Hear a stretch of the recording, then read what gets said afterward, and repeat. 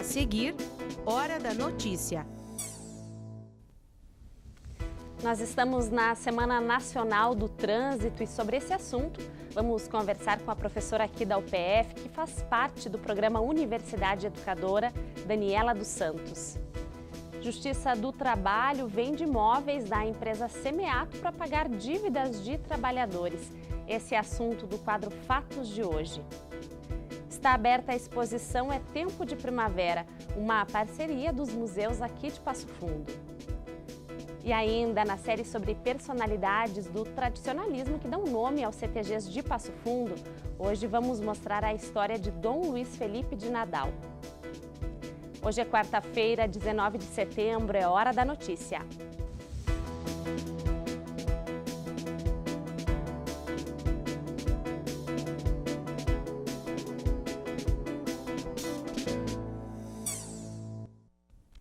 Uma campanha para conscientizar as pessoas a utilizarem outros meios de transporte além do carro acontece neste sábado em todo o mundo. Em Passo Fundo, a UPF promove uma atividade e o jornalista Jean Marmentini tem outras informações. Nesse sábado, a UPF organiza um evento que se chama Dia Mundial Sem Carro. A iniciativa, como o próprio nome do evento diz, é que você use mais os meios públicos de transporte, bicicleta, a pé, enfim. Toda essa discussão vai acontecer aqui dentro do campus e a gente vai falar agora com a professora Eliara Porto, que é uma das coordenadoras desse evento. Professora, a iniciativa é essa, fazer as pessoas usarem outros mecanismos de transporte? Então, a ideia é justamente trazer essa discussão para as pessoas levantarem as suas dificuldades e tentar utilizar outro modo de transporte além do carro, né? E até mesmo no caso aquelas pessoas que não consigam se desligar do carro, que tentem promover a carona, né? Hoje a gente vê muitos veículos somente com uma pessoa ocupando o veículo, enquanto poderia ter uma ocupação melhor, né, dentro desse espaço, dentro desse modo de transporte. O que vai ser feito no sábado aqui, professora? Então, a gente vai ter várias atividades, tanto para adultos como para crianças, né? Como o evento faz parte da Semana Nacional do Trânsito, então vai ter a guarda de trânsito com a escolinha de trânsito para crianças, né? Com os seus veículos próprios para trazer educação no trânsito. Vai ter um desafio Intermodal Kids, então, ou seja, o que vai ser isso? As crianças vão poder trazer seus vários meios de transporte, patins, roller, patinete, enfim, bicicleta, e vão fazer uma pequena competição. Qual que é a dificuldade que cada uma tem delas a vencer um circuito e com disponibilidade de brindes também disponível pelos nossos parceiros. Mas a gente vai ter bicicletas para compartilhar, então a empresa Gigante Bike ela vai estar nos auxiliando com isso, vai ter algumas bicicletas para ser compartilhadas, a pessoa só tem que trazer um documento para que possa então utilizar desse serviço dentro do campus. Além disso vai ter food truck para repor as energias, né, do cansaço. Vai ter áreas de lazer, de estar, para que as pessoas possam desfrutar de mais um dia de prazer dentro do campus. Ok, muito obrigado pelas informações. Então, tá aí uma boa dica para você aproveitar o sábado aqui na UPF. A gente volta para o estúdio. A Organização Mundial da Saúde estima que 1.900.000 pessoas devem morrer no trânsito até 2020. Por isso, todos nós precisamos lutar por um trânsito mais seguro. E a gente está na Semana Nacional do Trânsito 2018 com atividades em todo o país até o dia 25 de setembro. E a nossa convidada de hoje aqui no estúdio é a professora da UPF, que faz parte do programa Universidade Educadora, Daniela dos Santos. Seja muito bem-vinda ao UPF TV. Obrigada, Kelly, pelo convite, por a gente estar aqui, né? Universidade Educadora está muito feliz, o nosso projeto está muito feliz de estar aqui para poder compartilhar, então, as nossas ações. Universidade Educadora existe desde 2016. Quem é que faz parte desse programa e quais são as ações que vocês desenvolvem, então, relacionadas a um trânsito mais seguro? Kelly, é bom a gente colocar como 2016 o marco da institucionalização da Universidade Educadora. Mas, na verdade, as ideias da Universidade Educadora são anteriores, desde o movimento que ocorreu aqui na universidade para as questões de mobilidade do campus, em 2011, onde um grupo, que muitos deles ainda fazem parte da universidade, que já vou citá-los, né? Começou a pensar os problemas de mobilidade no campus. E aí a gente viu que os problemas não eram só do campus, eram da nossa cidade. Então, criou-se um grupo chamado Circulando Cidadania, que hoje é o nosso Fórum de Mobilidade e Educação, que também faz parte do programa Universidade Educadora. Então, o Universidade Educadora é um programa, então é como se fosse um guarda-chuva, onde ele tem projetos. Um dos nossos projetos é o Circulando Cidadania, onde faz parte o Fórum de Mobilidade e Educação. Dentro desse fórum nós temos várias instituições para além da universidade, como a Agenda 21, a Guarda Municipal, os multiplicadores de trânsito, os CFCs, a Polícia Rodoviária Federal, a Polícia Rodoviária Estadual, né, e vários outros órgãos, e também a comunidade faz parte desse grupo. A gente nos encontra mensalmente e a gente pensa ações para curricularizar, então, os planos de mobilidade no município. Nossa intenção é para além das questões de trânsito, mas para as questões de mobilidade mesmo da nossa cidade, transformar a nossa cidade realmente uma cidade educadora e para todos. Neste ano, essa Semana Nacional do Trânsito tem como tema Nós Somos o Trânsito. Fala então sobre o papel de cada um, é o que o programa trabalha. Todos nós temos responsabilidade para um trânsito mais seguro.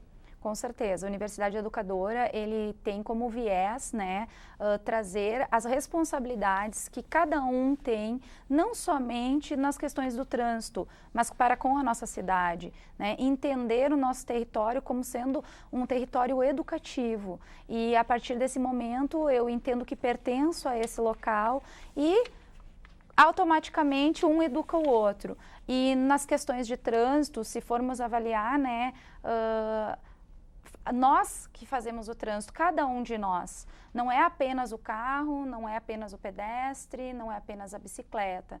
Nós temos aí vários modais e precisamos aprender a conviver e saber que o carro mata, sim, o trânsito mata, e não temos, nós estamos na Semana Nacional de Trânsito e infelizmente não temos nada a ser comemorado aqui no Brasil. Existe também, professora, um plano nacional para que essas ações, para que apoie essas ações sejam desenvolvidas em todo o país. Inclusive aqui em Passo Fundo também temos dados da década mundial de ação pelo trânsito. Como a senhora já falou, não temos então o que comemorar. A ONU, então, em 2010, ela lança a década mundial, né, de ações pela segurança no trânsito. Ela criou um decênio, então, até 2020, nós teríamos os países que diminuem, no mínimo, 50% dos acidentes com morte e vítimas do trânsito. Infelizmente, o Brasil está longe destes números e em 2018, então, foi lançada a Lei 13.614, onde traz esse plano nacional, tá, para a redução. Então, esse plano ele prevê metas, certo? As metas que o Brasil vai ter para diminuição desses acidentes conforme a década. Infelizmente, nós temos 2 anos e esse ano de 2018 é que as metas começaram a ser propostas pela Polícia Rodoviária Federal, pelo CONTRAN, inclusive hoje saiu a resolução 740, que é uma resolução que trata de metas, então, de redução de índices de mortes e lesões aqui no Brasil, que é uma resolução do CONTRAN 740, e a Polícia Rodoviária Federal está fazendo audiências públicas para também trazer essas metas e a gente poder, então, tentar pelo menos amenizar todos esses acidentes e essas mortes, porque eu não sei, Kelly, se tu tem esses dados, mas a 9ª causa de morte no mundo é o trânsito e não podemos ficar parados vendo todas as pessoas, né, morrendo no trânsito como se fosse algo normal, natural e estamos naturalizando, infelizmente, isso. Rapidamente, para a gente encerrar, tem uma série de atividades, então, nesta Semana do Trânsito. Como a gente viu aí o convite para a atividade que acontece no sábado, mas hoje já teve, então, uma programação no curso de Direito. Sim, hoje na Faculdade de Direito, na verdade a gente iniciou essa ação ontem com a exposição do Vida Urgente, que é As Estatísticas Têm Rosto. É uma exposição que demonstra que não somos somente números, né? Que aquelas pessoas, elas tinham uma vida e essa vida foi ceifada por e os seus sonhos foram ceifados por um acidente de trânsito, e em conjunto a exposição que está lá na Faculdade de Direito, convido todos a irem visitá-la, provavelmente depois ela estará no Centro de Convivência. A Polícia Rodoviária Federal esteve lá, porque é uma das nossas parceiras, para falar para os nossos alunos e para os nossos professores e funcionários sobre os cuidados que a gente tem que ter aqui na entrada e saída do campus e também nas rodovias e nas cidades. Além disso, temos várias outras ações que estão ocorrendo e que vão até o dia 25. Convido a todos a participar. Tá certo. Obrigada pela sua participação aqui no Hora da Notícia e um bom trabalho. Igualmente.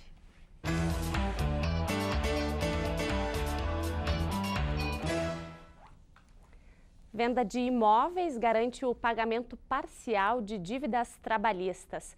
Informação do quadro Fatos de hoje. Zumara. Pois olha, Kelly, a Justiça do Trabalho de Passo Fundo arrecadou R$2,5 milhões com a venda de 19 imóveis que pertenciam à empresa Semeato. O dinheiro será destinado para o pagamento parcial de 540 ações trabalhistas. Algumas delas se arrastam há cerca de 15 anos. Desde o último levantamento realizado pela Justiça de Passo Fundo, no mês de maio, o volume de processos em fase de execução contra a empresa subiu para aproximadamente 700 em apenas 4 meses. Juntas, elas acumulam um passivo que vai a R$42 milhões. A média individual é de R$200 mil, mas existem ações de 5 mil e outras de R$2 milhões. Do que foi arrecadado com a venda desses imóveis, R$1,2 milhão será pago à vista e o restante parcelado. O valor não chega a representar 10% do total da dívida. A empresa Semeato, com tradição na fabricação de máquinas agrícolas, pioneira no plantio direto no país, chegou a representar importante parcela do PIB de Passo Fundo. A crise que vem desde 2014 afetou a produção da indústria, que se viu obrigada a reduzir a sua participação no mercado nos últimos anos. Tá certo, obrigada Zumar e até amanhã. Até amanhã. E a seguir, na série de reportagens sobre as personalidades do tradicionalismo que dão nome aos CTGs de Passo Fundo, hoje vamos falar sobre Dom Luiz Felipe de Nadal. Nós já voltamos.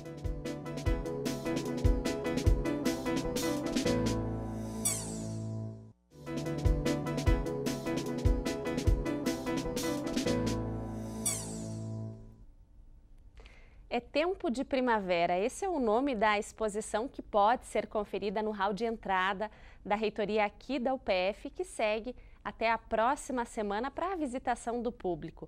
Organizada a partir de uma parceria entre os Museus de Artes Visuais Ruth Schneider e do Museu Zoobotânico Augusto Ruski, a exposição integra a programação da Primavera dos Museus, celebrando a educação em museus.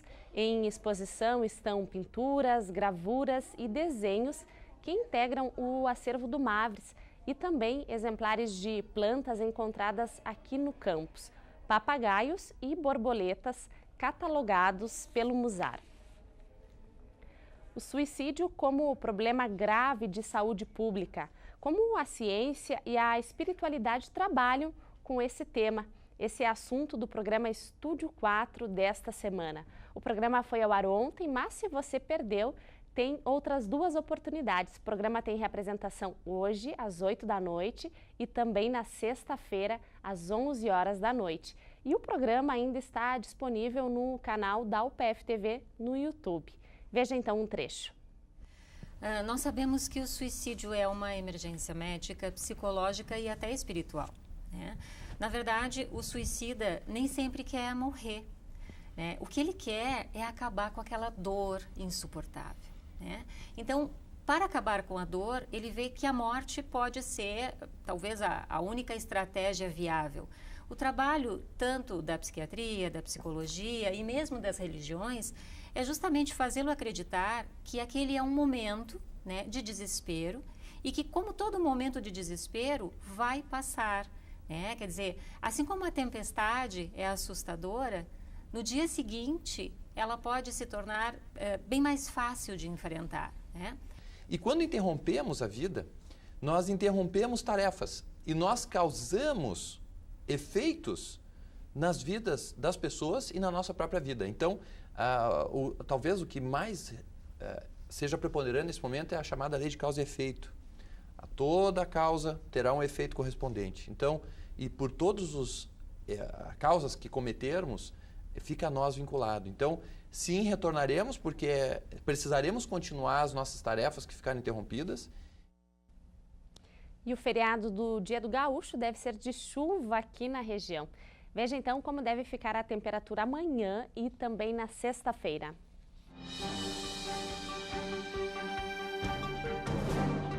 O feriado de 20 de setembro será encoberto com previsão de chuva fraca no decorrer do dia, mínima 16 e máxima 20 graus. A temperatura sobe um pouco na sexta-feira e o sol aparece entre nuvens, mínima 14 e máxima 24 graus. E quem não gosta de um pão de queijo? Poucas pessoas, não é mesmo? Agora, uma receita que está sendo desenvolvida aqui na UPF juntou esse delicioso salgado à erva mate para aliar sabor e saúde. Pão de queijo e erva mate, uma mistura que a princípio fica difícil de associar em um único produto. Mas um grupo aqui da UPF desenvolveu uma receita que une os dois. A criação não é algo novo para os alunos da Engenharia de Alimentos, mas é novidade para padeiros e empresários da região. Hoje nós estamos podendo vivenciar aquilo que o pesquisador sempre quer mais, né? Que é transformar o seu projeto de pesquisa em algo que a comunidade possa realmente usufruir, né? Então nós estamos concretizando aquilo que a gente colocou no papel. Nós idealizamos elaborar um produto alimentício com microcápsulas de extrato de erva mate, para que as propriedades funcionais da erva mate, os seus polifenóis principalmente, tenham atividade funcional no organismo do homem. A erva mate tem propriedades como cafeína, teofilina, minerais, além de vitaminas A, B1, B2, C e vitamina E. Por isso, ela pode ser uma importante aliada da saúde na hora de, por exemplo, combater o colesterol ruim e aumentar o colesterol bom, ou então diminuir a taxa de glicose no sangue. A gente quer justamente entender essas propriedades funcionais e ver a melhor forma de manter as propriedades bioativas da folha de Ilex paraguariense erva mate. Pensando que a gente dessa maneira pode aumentar o leque de utilização da Ilex paraguariense, né? Durante o curso de panificação foram analisadas algumas questões mais técnicas, com 3 tipos do produto. Hoje é um trabalho experimental, né, que a gente está aqui com o setor industrial e o setor de panificação, no sentido de padarias, né, setor produtivo, para justamente fazer esse comparativo, essa análise até sensorial, né, ver toda a questão tecnológica e sensorial de produtos elaborados sem o extrato de erva mate, pão de queijo normal, como a gente conhece, né, pão de queijo acrescido de extrato de erva mate e com as microcápsulas. Então a gente vai verificar as características tecnológicas dele, da sua elaboração tecnológica e das suas características sensoriais, né? Gosto, odor, né? Quanto acrescido das microcápsulas. E empresários da região já estão atentos a este novo produto, aguardando a ciência atravessar os muros da universidade e ir para as prateleiras do comércio. Aqui na academia a gente vê o conhecimento técnico, conhecimento científico e a indústria tem um recurso. Ela tem a tecnologia para produzir aquilo. E a academia vem com esse conhecimento para fazer um perfeito casamento. Na empresa eu trabalho com o setor de pesquisa e desenvolvimento também, então a gente está sempre atento a feiras de inovação, então possibilidades, tendências. No momento é tendência, daqui um pouco vai ser com certeza uma aplicação para estar lá no nicho de supermercado, dando um apelo diferenciado pelos benefícios de ser antioxidante.